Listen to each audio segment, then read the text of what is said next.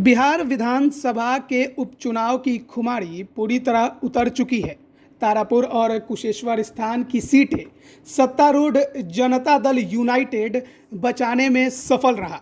सत्ता में तोड़फोड़ का मंसूबा लेकर महीने भर पटना में ठहरने आए लालू दिल्ली लौट गए हैं। मनमुटाव के आरोपों को खारिज कर एनडीए एकजुटता दिखाने में सफल रहा और एकजुटता तोड़ अलग अस्तित्व के बूते खुद की मजबूती दिखाने में विपक्ष असफल रहा। चाचा पारस और भतीजे चिराग के बीच की लड़ाई का भी साक्षी रहा बिहार विधानसभा का यह उपचुनाव। एक चुनाव से दूसरे चुनाव के बीच होने वाले उपचुनाव एक तरह से मौजूदा राजनीतिक नब्ज नापने के साधन होते हैं।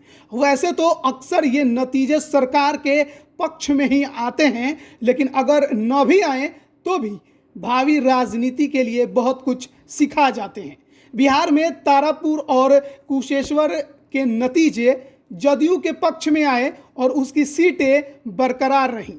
विपक्षी राष्ट्रीय जनता दल के हाथ में पहले भी वहाँ कुछ नहीं था और चुनाव के बाद भी कुछ हाथ नहीं आया। ना किसी ने कुछ पाया और ना ही किसी ने कुछ खोया, लेकिन संदेश सभी को कुछ ना कुछ जरूर मिला। तारापुर में जदयू कठिन लड़ाई में आखिरी दौर तक फंसी रही।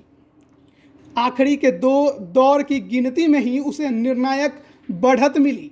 जीत का अंतर पिछली बार से काफ़ी कम रहा। सभी ने इसे जातिगत लड़ाई का कारण माना। राजद के वैश्य प्रत्याशी के कारण मुस्लिम यादव के परंपरागत गठजोड़ को मिलाने से बने समीकरण को बड़ा कारक ठहराया गया। नीतीश कुमार तक भी यह संदेश गया कि सरकार की साख निचले स्तर पर कम हो रही है। भ्रष्टाचार इसमें बड़ा कारण है। सरकारी योजनाओं की जानकारी, उसकी उपलब्धि जनता तक ठीक से नहीं पहुंच पा रही। सबसे ज़्यादा गड़बड़ी राजस्व एवं भूमि सुधार विभाग में है। इसी कारण दीपावली के दूसरे दिन ही नीतीश कुमार ने उसकी बैठक तक बुला ली। इस चुनाव में जीत के सहारे सरकार पर कब्जे का मंसूबा पाले लालू और तेजस्वी के अरमान भी ढेर हो गए। महीने भर की दवा लेकर पटना आए लालू नतीजे देख गणना के दूसरे दिन दिल्ली लौट गए, जबकि पटना एंट्री से पहले दिल्ली से ही कांग्रेस और उसके बाद सरकार पर हमला कर उसमें भगदड़ मचा देने की उन्होंने जमकर शाब्दिक बमबारी की थी। वाकई यह जीत न केवल राजद को जादुई आंकड़े बहुमत के करीब पहुंचा देती, बल्कि सरकार के गठन के प्रयासों के लिए उसे एक अवसर भी प्रदान कर देती। विपक्ष द्वारा हर लड़ाई में लालू राबड़ी को जंगलराज का मुद्दा बना देने के बावजूद लालू ने दोनों जगह सभा की भीड़ देख जीत का उत्साह भी जगा, लेकिन नतीजा उसे ठंडा कर गया। बेरोजगारी पर सरकार को घेरने वाले तेजस्वी बेहतर जातिगत समीकरण के तहत लड़ाई लड़ने के बावजूद हार गए। चुनाव में जंगलराज की काट के लिए पिता लालू की तस्वीर तक को पोस्टर से हटा देने के बावजूद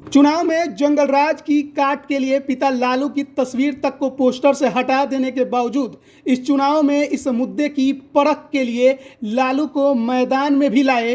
वोट भी पिछली बार से बढ़े, लेकिन जीत नसीब नहीं हुई। अब लालू फायदेमंद है या नुकसानदेह, सवाल तेजस्वी के सामने कई खड़े हो गए हैं। जदयू भाजपा का समीकरण पिता के समय से चले आ रहे तेजस्वी के एमवाई समीकरण में मिला देने भर से भी भारी पड़ता है। उपचुनाव से पहले भारतीय कम्युनिस्ट पार्टी के कन्हैया कुमार को शामिल कराकर यह संदेश देने की कोशिश की गई कि वो बदले रूप में सामने आ रही है। राजद को चिढ़ाने के लिए ये पत्ता कांग्रेस का काफ़ी था। चुनाव में कन्हैया जोर शोर से उतारे गए, लेकिन इस लिटमस टेस्ट में ही वे दगे कारतूस साबित हुए। इस चुनाव में कांग्रेस राजद से अलग रहकर लड़ी। कांग्रेस का भी दम टूट गया। वह लोक जनशक्ति पार्टी यानी चिराग की पार्टी से भी पीछे चली गई।